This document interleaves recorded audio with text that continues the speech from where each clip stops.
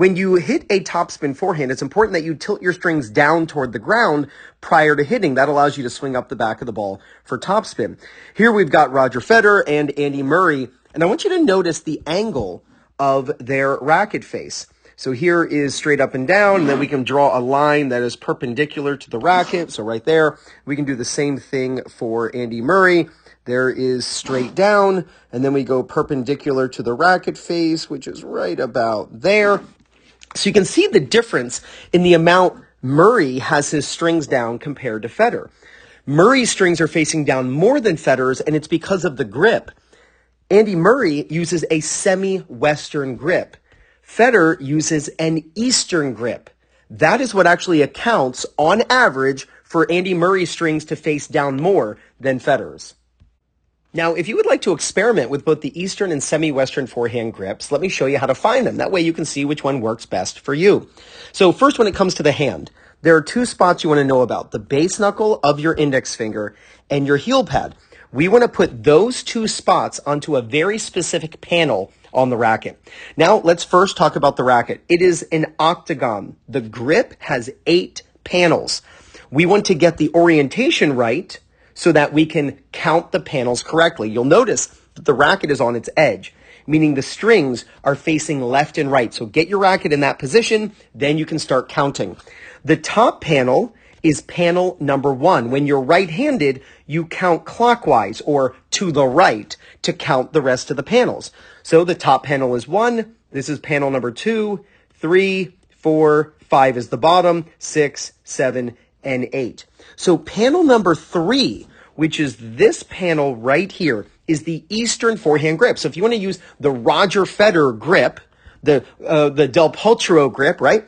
Put your base knuckle and your heel pad. Many players, they only focus on the base knuckle. That's not enough. You have to have another point of reference to make sure that your hand is on correctly. So put the base knuckle and your heel pad on panel number 3 for the Eastern Forehand Grip. When it comes to the Semi-Western, that is panel number 4. Remember, panel 1, 2, this is the Eastern, and this is the Semi-Western. It's the same 2 spots on the hand.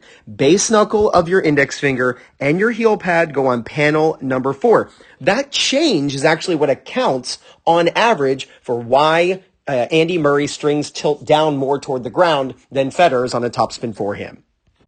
And I can't forget about you lefties, so here it is. Base knuckle of your index finger and heel pad, right? Now, panel number 1 is still the top, whether you're going to count to the right or count to the left. As a left-hander, you now count left or counterclockwise. So this is panel 2, 3, 4, 5, 6, 7, 8. Remember, we're just dealing with an octagon.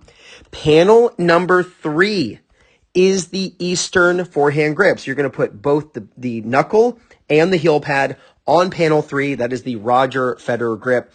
And when it comes to the Semi-Western, that is panel number 4. So you just put the knuckle and the heel pad on panel number 4. Please don't forget about the heel pad.